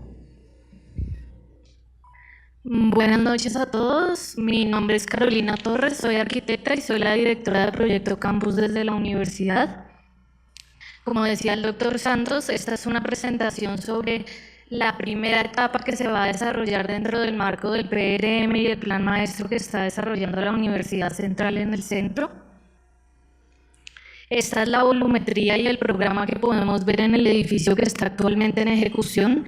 Vamos a tener 96 aulas, 2 auditorios, 12 centros de cómputo, 226 parqueaderos, 6 locales comerciales y 4.200 metros cuadrados de bienestar que se encuentran en la torre central, que es el campus vertical. Acá, para que se ubiquen y entiendan la volumetría, nos encontramos sobre la carrera quinta con calle 21, encontramos la tienda unicentralista, que es el remate del proyecto, hacia el norte, la torre norte, la torre centro, que es el campus vertical del que les mencionaba, y la torre sur. También está el espacio público, que es un componente muy especial dentro de este proyecto. Acá podemos ver una panorámica de la volumetría al día de hoy y podemos ubicar la volumetría que les estaba explicando. Este es el avance que hemos tenido en el proyecto. Tenemos una estructura en concreto en las torres laterales y una estructura metálica en la torre central. Actualmente estamos en acabados y estamos en estas metas, dándole proyección a la primera etapa, que es la que vamos a entrar en operación como primera etapa. Acá podemos ver todo el plan arquitectónico y las actividades que vamos a encontrar dentro de estos primeros edificios. Encontramos en los sótanos los parqueaderos, en primer piso con doble altura locales comerciales. En el tercer piso encontramos un centro de atención al estudiante. Encontramos aulas flexibles y 2 auditorios en el cuarto piso. La biblioteca proyectada en el quinto y en el sexto piso. 12 centros de cómputo, el data center. 38 aulas en la torre norte. 58 aulas en la torre sur y espacios para decanaturas en los últimos pisos de la torre norte. Por último, encontramos los 4.200 metros cuadrados de la torre central, que es un campus que se dedica al bienestar de la universidad. Es importante ver y entender que las 2 etapas constan, como ustedes ya lo pueden ver, la edificación consta con el total de la estructura, el total de sus fachadas, pero inicialmente van a entrar en operación estas actividades que vemos acá, dividiéndose en 2 etapas, como lo podemos ver acá. Estas 2 etapas abarcan simplemente acabados. Eso quiere decir que vamos a entrar en operación con unos espacios y que seguiremos trabajando de manera simultánea para ir terminando poco a poco el resto de los acabados de los espacios restantes. Les agradezco mucho su atención y cualquier inquietud, pues acá estamos para respondérselas. No tenemos el render de cómo se verían las 5 manzanas desarrolladas. No sé si lo tiene por ahí, Carolina. No, doctor Santos, acá no tengo la totalidad del plan de regularización.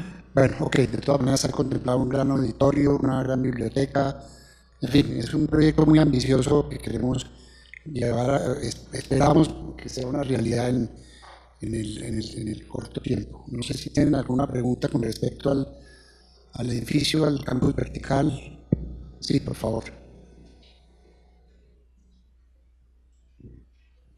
Buenas noches. Pues creo que es una duda que tenemos todos nosotros, pues que ya muy pronto, si Dios quiere, acabaremos carrera. Si ya tienen fecha estipulada de la inauguración del campus, pues, si posiblemente llegaremos a utilizarlo. Y ya que, digamos, dijeron los ingresos operacionales, que era lo de las matrículas, que tenemos una duda de cómo se financia el campus. O sea, ¿de dónde sale el dinero para eso? Muy bien, yo creo que voy a empezar a responder por lo último.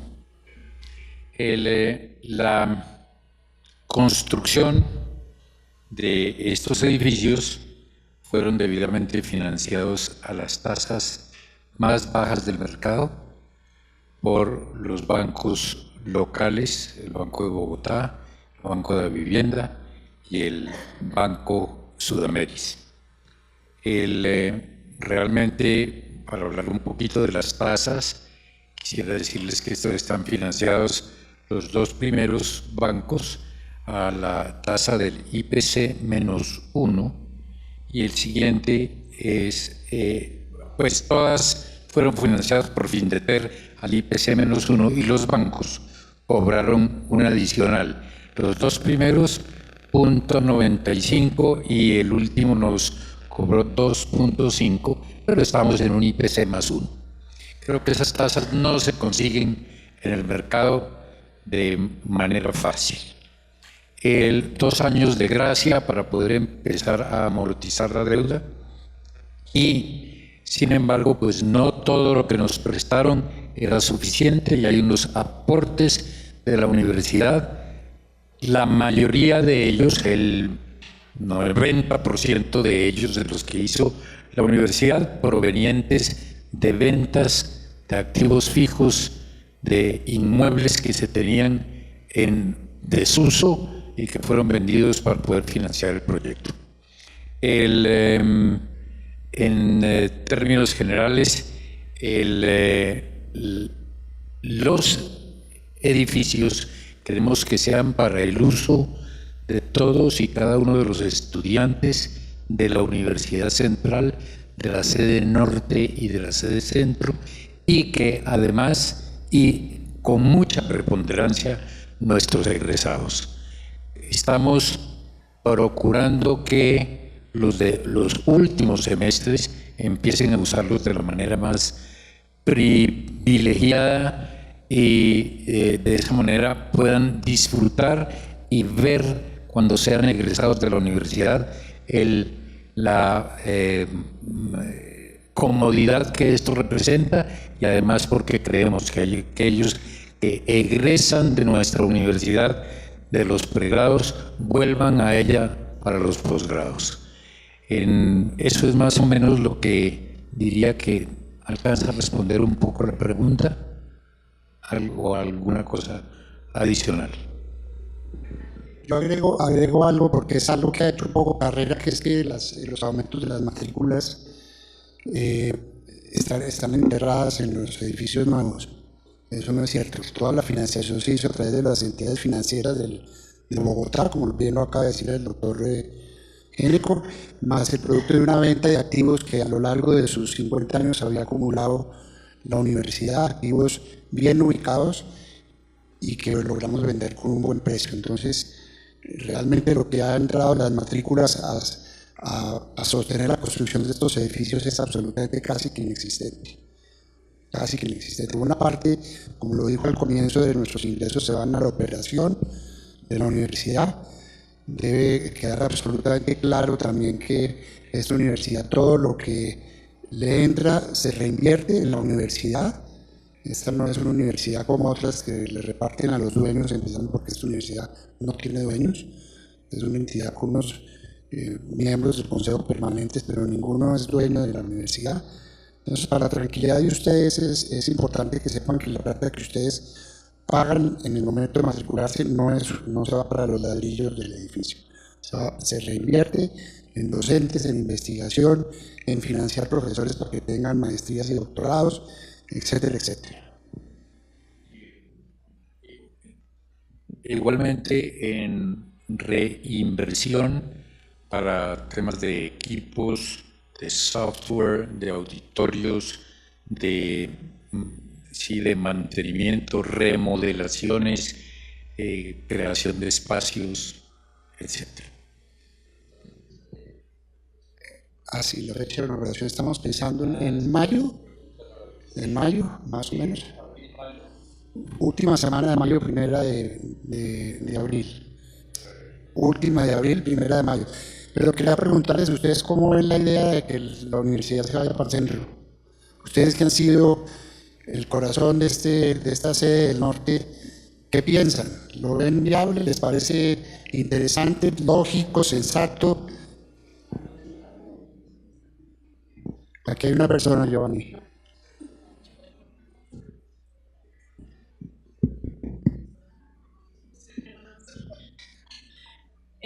Bueno, continuando, digamos, con eso de la incertidumbre que se tiene acá en la sede norte, de si nos van a trasladar a nosotros para la otra sede, digamos, todo lo que invirtieron acá en la UMA, todo el dinero que se hizo para invertir la nueva sede de la radio, o sea, ¿sí valdría la pena que nos llevaran para allá al campus?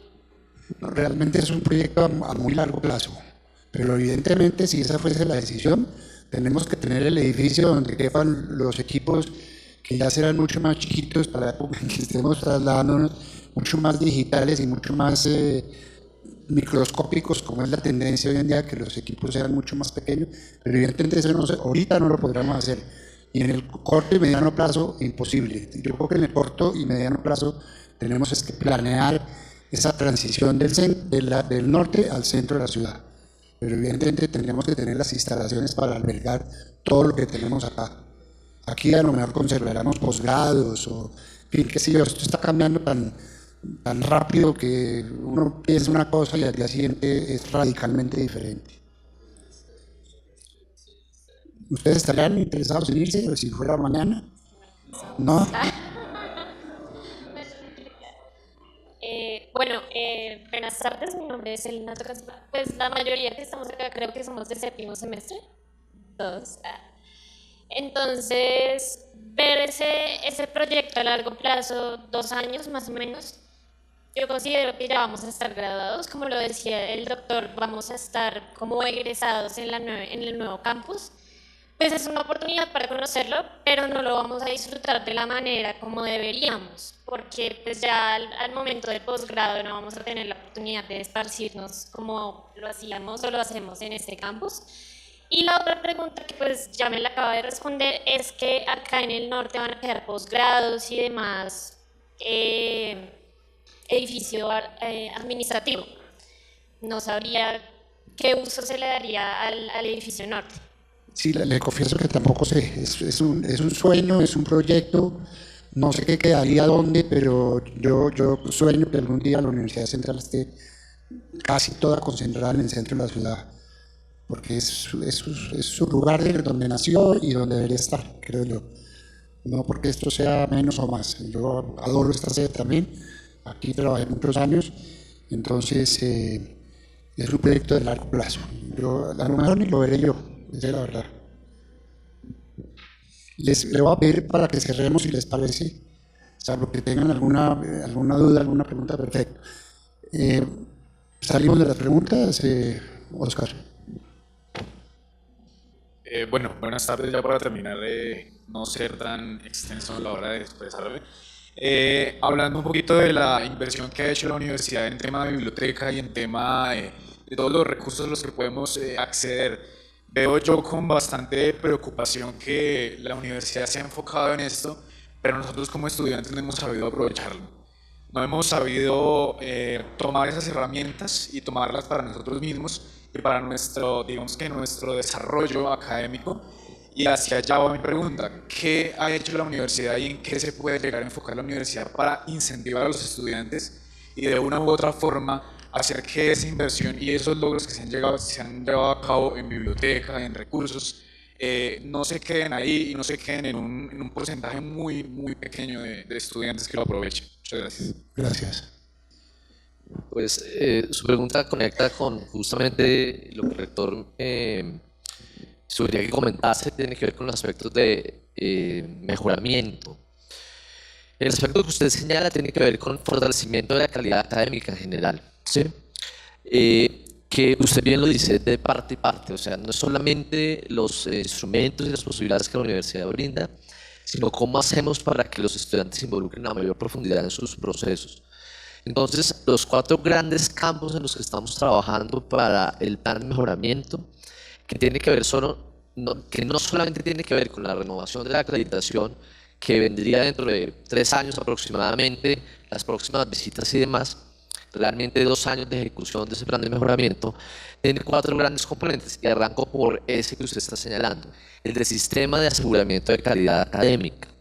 La universidad, si bien tiene un sistema que opera desde hace algún tiempo, a través del cual hemos logrado que nos den los registros calificados, obtener la acreditación de varios programas y otros nuevos que vienen, tenemos 2 asuntos para trabajar que son fundamentales.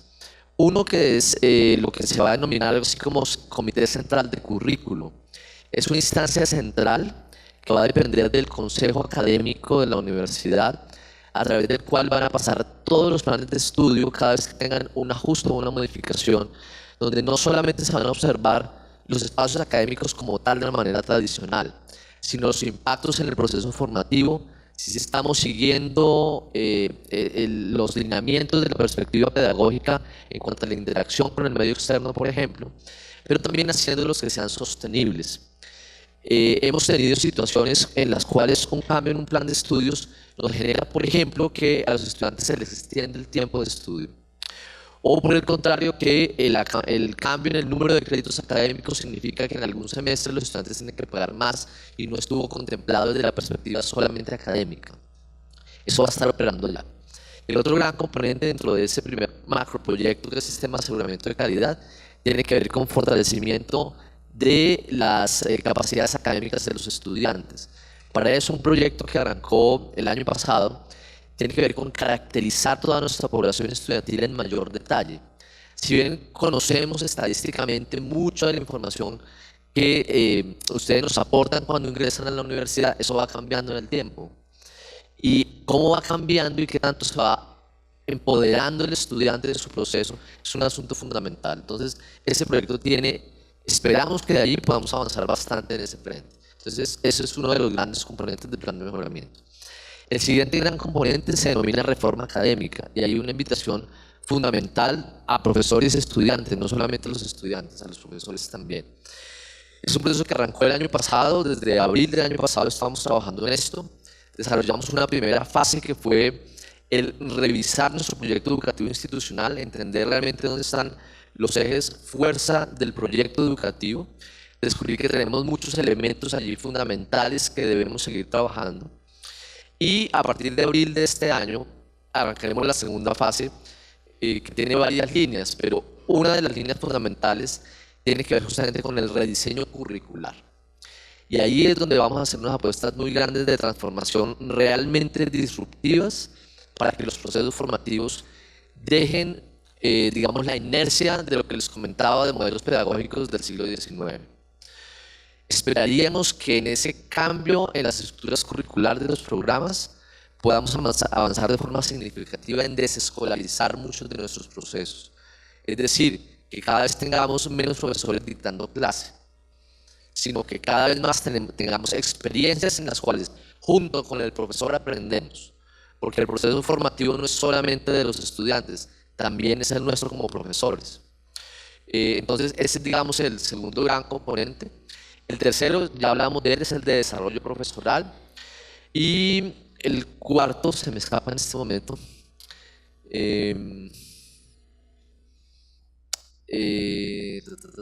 pero claro, fundamental, investigación, ¿cierto? Fortalecimiento de la investigación que junto con los temas de internacionalización tienen que movilizar a la universidad en fortalecer tanto los grupos de investigación como la investigación que se hace desde los programas académicos, es decir, la formación en investigación que se hace a través de los proyectos integrados, pero también la investigación propiamente dicha y su vínculo con el medio externo. La investigación que en la central se desarrolla debe tener un fuerte vínculo con el medio externo. No es solamente la investigación interna que solamente nos miramos nosotros o un campo de conocimiento muy particular, sino que tenga y conecte y se vincule con el medio externo. Son los grandes 4 componentes del plan de mejoramiento. Hay otros componentes, pero digamos estos son los 2 fundamentales. Sí. La biblioteca, hay una noticia bien importante. La biblioteca se va a estar transformando, ya está prácticamente transformada, en lo que se denomina un Centro para el Aprendizaje y la Investigación, o CRAI, que es el nombre moderno de las bibliotecas. Va a estar con mucha mayor claridad en el edificio nuevo, en la sede del centro, pero esperamos que mucho de ese mismo ejercicio también se transfiera aquí a la sede de la 75. ¿Cuál es la filosofía detrás del asunto? La biblioteca no es más un espacio para estar callados leyendo un libro. La biblioteca es un espacio de trabajo que tiene una dinámica que le permite a la gente trabajar. Cada vez más las bibliotecas se parecen a las cafeterías, donde la gente está en un espacio agradable que puede generar dinámicas que son diferentes. Eso nutrido o aunado al esfuerzo que la universidad ha hecho en adquirir las mejores bases de datos que en este momento están disponibles en el mercado. Por primera vez la universidad hace parte del Consorcio Nacional de Bases de Datos, liderado por ASCUN y con recursos del Ministerio de Educación y de Colciencias. Ya a partir de este año, yo creo que ya en este momento está disponible, pero tendríamos que confirmarlo con la directora de la biblioteca. Ustedes pueden tener acceso desde sus casas a través de la clave de su acceso a la biblioteca por internet, acceso a artículos de texto completo en prácticamente todas las publicaciones de mayor relevancia en el mundo. Sumado a otros servicios, digamos, de software y virtuales que tiene la biblioteca, nuestra biblioteca en este momento yo me atrevería a decir que es de las que tiene mejores recursos para su utilización en la ciudad, y eso significa pues en el país. Entonces es parte del ejercicio. Y un asunto que me olvidaba, que no tiene directamente que ver con estos grandes aspectos, pero que vale la pena señalarlo, es los estudiantes han insistido bastante en que podamos tener cursos intersemestrales de final de año. Va a haber, si ustedes revisan el calendario académico, se movieron algunas fechas este año justamente para asegurar que a final de año tenemos cursos intersemestrales que arrancan en diciembre, tienen un receso en la época de Navidad y Año Nuevo y terminan en enero. Con una condición, no se va a poder tomar más de un curso intersemestral, porque un estudio que se hizo por parte de la Escuela de Pedagogía el año pasado y este año nos demostró que cuando un estudiante toma más de un curso intersemestral está asegurando que pierde por lo menos un curso. Entonces la normativa ya está prevista y simplemente pues va a haber cursos también al final de año, igual que los de mitad de año, pero con esa restricción que va a ser máximo un curso por estudiante en cualquiera de los 2 momentos. Ahora puede hacer uno a mitad de año y otro a final de año, obviamente. Vamos a cerrar con un temita que es del interés sobre todo de los estudiantes, que es el tema de Universitas 21, que va a limitar y casi que a restringir una cantidad de servicios que le presta la universidad a los estudiantes mientras hacemos la migración de la antigua Universitas a la Universitas 21. Entonces, el doctor Fabio les va a hacer unos anuncios para que ustedes, por favor, lo multipliquen lo más que puedan con sus compañeros, los mismos colegas, estudiantes y profesores, por favor. En esa coherencia que hemos hablado hace un poquito, digamos, el mejoramiento es continuo, es permanente. Si no nos hubiéramos acreditado, teníamos que seguir trabajando para lograr la acreditación. A Dios gracias nos acreditan y nos ponen en el mismo camino, seguir trabajando para renovar la acreditación. En ese camino, la universidad ha hecho un esfuerzo financiero importante para acceder a la plataforma más desarrollada del sistema académico que se llama Universitas 21 versión internacional, y a partir de este año, desde el mes de marzo, a partir del 18 de marzo exactamente, arrancamos con la nueva versión del sistema. Para poder instalar ese sistema tenemos que suspender el actual, del 1 al 17 de marzo. O sea, durante esas semanas, esos días, no vamos a tener servicio académico absolutamente para ningún tipo de servicio. Se va a anunciar por página de internet claramente qué significa eso, para que todos estén absolutamente claros de qué servicios son los que vamos a tener.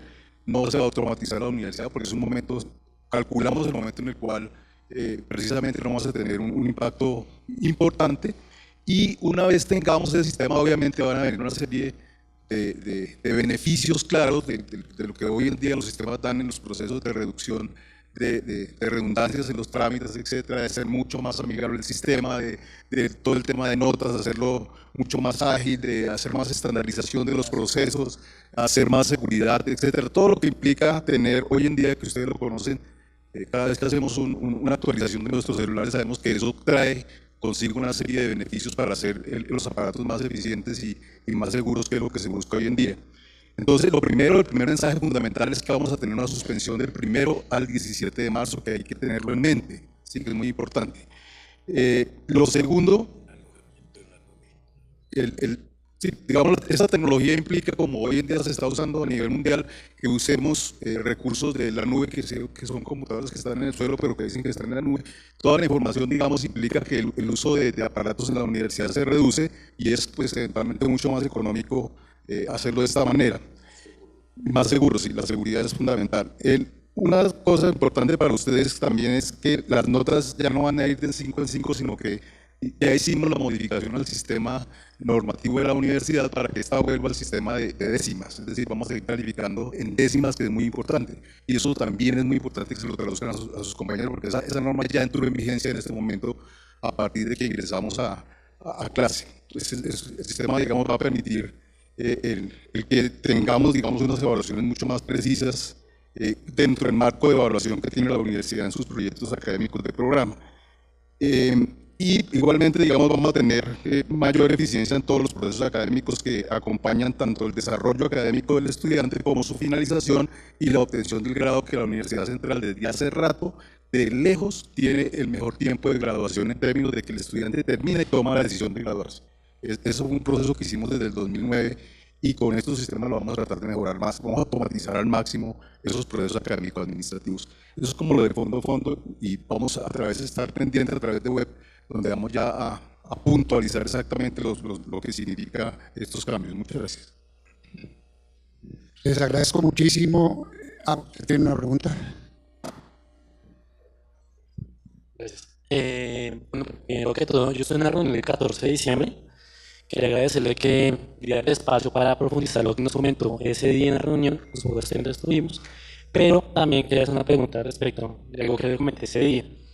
La mayoría de las personas que firmaron, de los estudiantes que firmaron el derecho de petición, los 2 derechos de petición que se tramitaron en la universidad, fueron estudiantes de la jornada nocturna. Y esto se puede dar de cierta medida porque la base del derecho de petición tiene que ver con el tema del crédito. Y los de la noche, pues, trabajamos para poder pagar la universidad.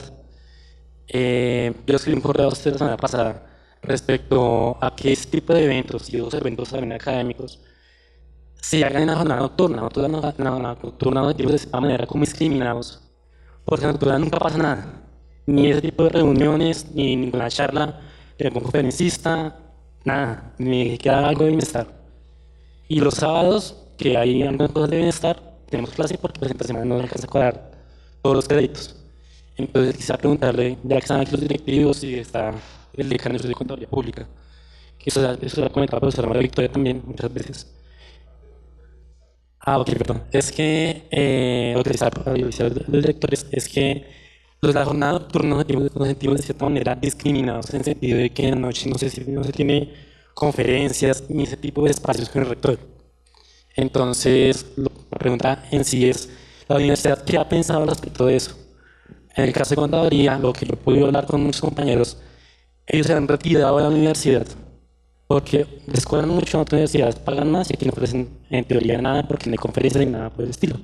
Solamente la clase magistral como tal, todos los días. Sí, voy a pedirle al decano y al vicerrector que respondan. Bien, sí, digamos que el comentario es completamente válido. Desde el año pasado que el tema estuvo en discusión, hemos estado trabajando en diversos frentes para ver cómo efectivamente hacemos para asegurar que los servicios de la universidad estén disponibles todo el tiempo que haya estudiantes.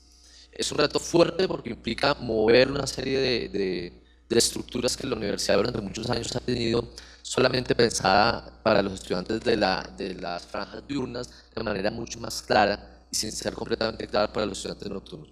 Algunas acciones que están tomando: bienestar institucional, efectivamente en un trabajo conjunto que por aquí vi a la directora de Recursos Humanos hace un ratito, conjunto con Recursos Humanos está ampliando las jornadas laborales y cambiando las jornadas laborales de la gente de bienestar para que efectivamente los servicios que normalmente tiene bienestar en el día también estén en la noche. Un comentario que un estudiante nos decía es, mire, vamos a pedir las raquetas de ping-pong y ya no hay quien las preste, ¿sí? Efectivamente ya espero que a partir del próximo mes haya servicio en una jornada suficientemente amplia para esto. Los mismos servicios como biblioteca, servicios como laboratorios, otros espacios académicos, a los cuales había cierta restricción, por ejemplo los sábados hasta una cierta hora. Incluso hubo oportunidades donde en la sede del centro el día sábado había estudiantes que tenían clase en la tarde y la puerta estaba cerrada, como si no hubiera atención, digámoslo así. Digamos que en todo eso se está trabajando, todavía nos hace falta bastante, pero yo quisiera hacerle a usted o a las personas que usted considere una invitación. Ayúdenos a entender mucho más dónde hay elementos de que debamos seguir trabajando, porque hay algunas cosas que son evidentes, como lo de bienestar o estas otras cosas generales, pero en la medida que nos vayan contando, mire, aquí hay otro asunto que vale la pena tengan en cuenta, no sé, algún asunto que de pronto no se me ocurre en este momento o que en general no hayamos podido ver. Uno arranca normalmente de lo macro y va descendiendo, entonces ahí es clave todo el aporte que nos puedan hacer diciendo, mire, aquí estos asuntos también son fundamentales. Lo que usted acaba de decir, tener más actividades a las cuales puedan asistir los estudiantes de la noche. Hay un asunto aquí muy importante y es porque es clave la participación de ustedes en los espacios de reforma académica, particularmente los de reforma curricular, porque esperamos que tengan tiempo para vivir la universidad, también los estudiantes que están trabajando. Claro, había la idea de que los estudiantes del día no trabajaban y que los que trabajaban era la noche. Eso también ha cambiado mucho. Tenemos muchos estudiantes que trabajan en la noche y estudian en el día. La pregunta es cómo hacemos para que todos tengan vida universitaria. Y allí hay de parte y parte. Uno, que haya eventos y actividades suficientemente diversas en horarios para que puedan asistir. Dos, que los espacios académicos formalicen de alguna manera esa posibilidad. Ya en ingeniería se hizo una primera aproximación que está en piloto, que es que dentro del plan de estudios se considere un cierto número de créditos para los cuales un estudiante pueda ir completando sus créditos, asistiendo a eventos culturales o a vivir la universidad y que ese tiempo le valga también dentro de su plan de estudios. Es un piloto que estamos evaluando cómo resulta. Pero es clave que en esas discusiones ustedes estén presentes, porque muchas veces cuando somos solo los profesores o los directores de las unidades, solamente estamos pensando en cómo hacemos para llenar el plan de estudios. Y esa conversación es importante que ustedes estén ahí para que nos recuerden esos aspectos que también son claves y que a veces perdemos de vista en ese vivir la universidad, que es absolutamente fundamental. Para complementar una cosa ya más específica sobre la facultad, que igual está abierto a todos, en el tema de las conferencias, por ejemplo, el semestre pasado trajimos a Greg Horowitz, el autor de Rainforest Effect, es uno de los autores de Stanford más conocidos de temas de innovación prácticamente en Norteamérica y en Sudamérica. Traímos al viceministro de Cultura también para una conferencia sobre economía naranja y precisamente los pusimos en la franja nocturna para que pudieran venir más personas. Hay otras actividades que no sé si de pronto se han enterado, ya me interesaría saber eso. Por ejemplo, el conversatorio con el decano, es algo que hacemos en franja nocturna. Al comienzo venían muchos de contaduría, eso ya lo reactivamos a partir de esta semana. Está también, por ejemplo, la actividad de inglés con el decano, English with the Dean. No lo hicimos en la mañana, sino que lo hacemos de 5:30, más o menos 6 de la tarde, máximo hasta las 6:30, y ahí los que vienen sobre todo son de franja nocturna. Entonces, yo creo que a veces puede ser también un tema de información, el tema de las, digamos, de las conferencias, vamos a seguirlo haciendo. Por ejemplo, un tema específico de contaduría es que vamos a traer a la DIAN para que la DIAN no solo atienda casos específicos, sino que también se haga un foro sobre el régimen simple, que es algo que les interesa muchísimo a todos los contadores del país en este momento, porque estamos esperando que salga el decreto reglamentario para que las microempresas se pasen al régimen simple, ¿no? Y empiezan a tributar los 6 impuestos distintos solo a través de la DIAN y no a través de los municipios. Entonces, digamos, ¿qué se debe rescatar del conversatorio con el decano? Este tipo de interacciones, ¿sí? Que nos digan esas cosas y no solamente una vez al mes o una vez cada 2 meses, sino que eso se hace cada 15 días. Y eso ha servido muchísimo, ha servido tanto hasta para detectar unas cosas en el Departamento de Economía que nunca me habría enterado si no hubiera sido por ese conversatorio, porque lo vi sistemáticamente. Y eso tuvo unas consecuencias muy importantes que terminaron mejorando las cosas. Entonces, es la invitación a que asistan a esas franjas. Por ejemplo, el congreso que hicimos de Educación Superior y Competitividad con SCUC fue en franja nocturna también. Y la idea es seguir haciéndolo porque nos dimos cuenta, como en el taller de emprendimiento también, que si lo hacíamos en una franja que es más o menos para los dos, como a las 2 de la tarde, 6 de la tarde, nadie iba, ¿sí? Entonces por eso lo pasamos o a la mañana o ya hasta la noche. No sé si eso más o menos responde.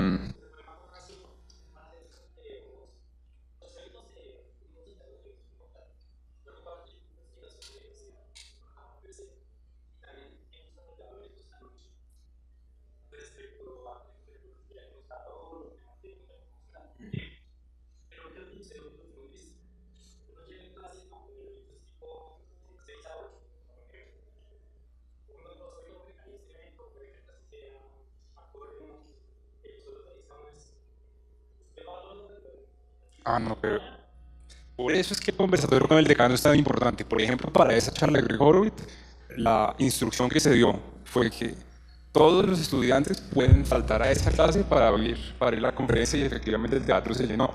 Pero si ustedes quieren ir a algo puntual, digámoslo así, es importante que hablen previamente con decanatura. De hecho, hablando de la noche, pues ustedes me encuentran ahí en la oficina hasta las 8 de la noche normalmente. Ha habido varias personas que se acercan a las 7:30, ¿sí? A hacer preguntas, se entran ahí a la oficina y todo, ¿sí? Y uno les responde, precisamente para que no pasen esas cosas con los profesores. De hecho, nosotros les hemos dicho a los profesores que cerrar la puerta, ¿sí? 30 segundos después de que empiece la clase tampoco es una práctica que se acepta.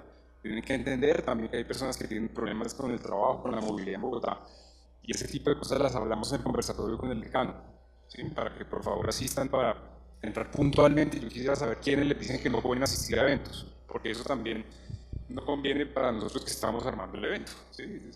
Muchas gracias, decano, y muy útil los espacios que usted anuncia. Le voy a pedir a los estudiantes y a quienes están aquí presentes que nos hagamos una fotico, si les parece.